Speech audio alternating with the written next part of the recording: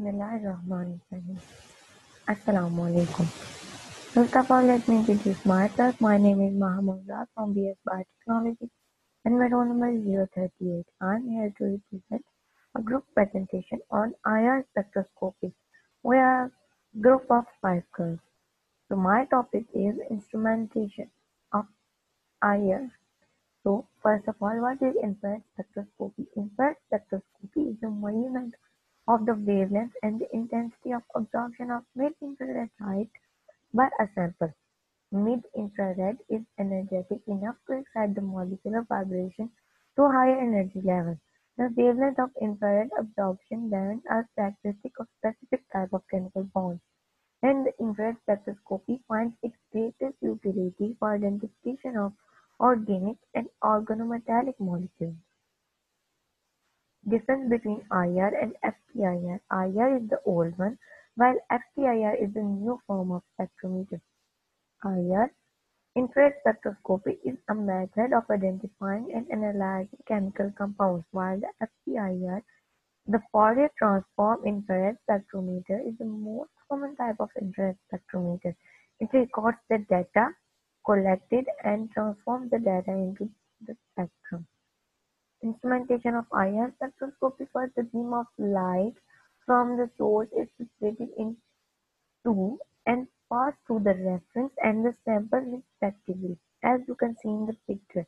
Now, both of these beams are reflected to pass through a splitter and then through a detector. Finally, the required reading is printed out after the processor deciphers the data passed through the detector. IR radiation range from 400 to 4000 to 400 centimeters, and the sample of specific frequency absorbs. The specific frequency, for example, stretching or bending vibration, which have the other light which do not have a specific form of stretching or bending vibration is transmitted. The transmitted light is then converted into a spectrum. Here we have IR spectrum. On the y-axis we have transmittance, on the x-axis we have wave number, and we divide it into two halves. The wave number ranging from 4000 to 1600 centimeter, we named it functional group region, and the other 1600 to 400 centimeter, we named it the fingerprint region. Functional group region has stretching vibration, while the fingerprint region has stretching and bending vibration too.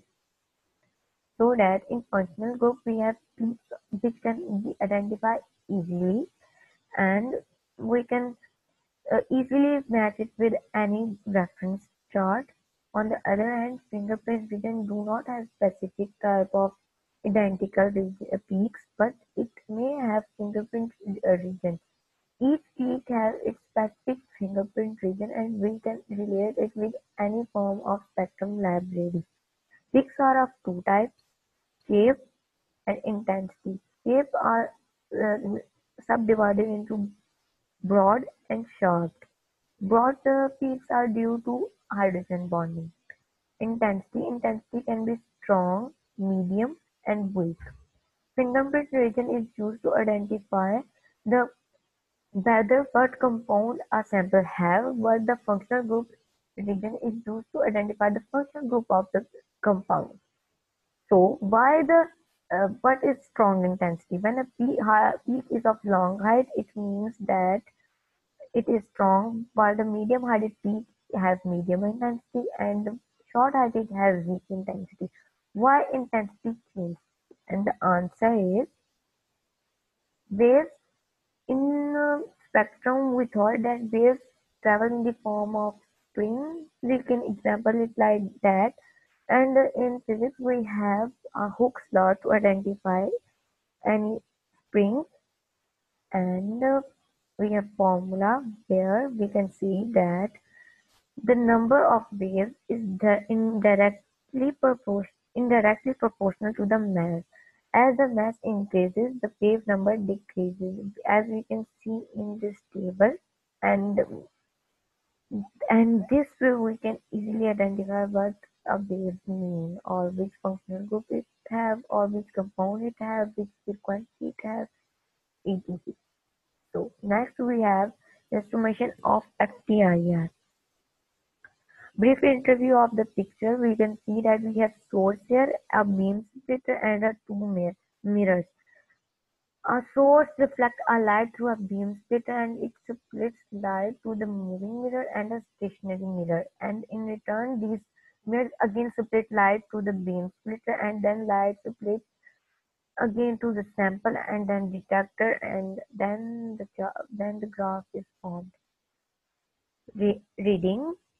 We still have a source, a sample, and a detector, but everything else is different in FTIR.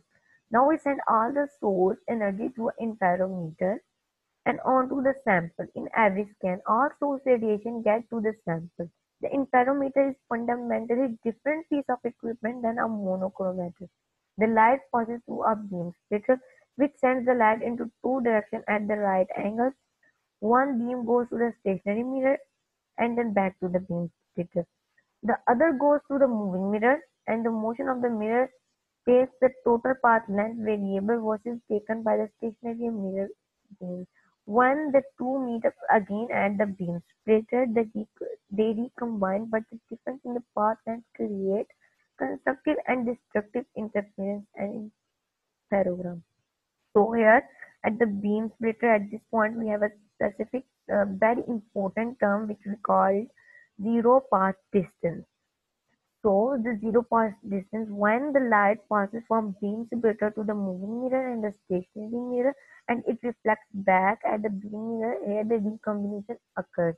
If the light do not have any path difference, means zero path difference, it make a light of high amplitude and it make a constructive interference which is of high intensity. But if the moving mirror is moved bit below or moved anywhere else so that the light have a distance, it means that it do not have zero path difference. If zero path difference does not occur, then the light cancels its effects and destructive interferometer is formed and it is of short intensity.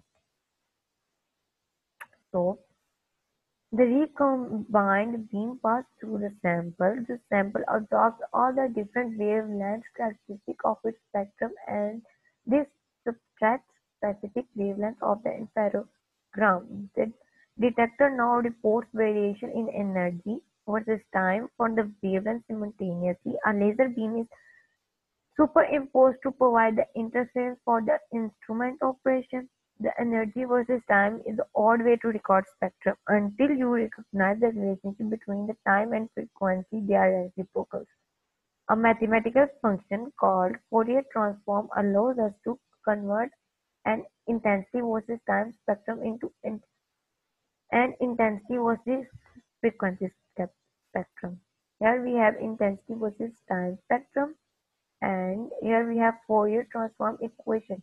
From this equation we can transform intensity versus time spectrum into intensity versus frequency spectrum. Here it is intensity versus frequency versus intensity spectrum. So it is easy to identify. Thank you.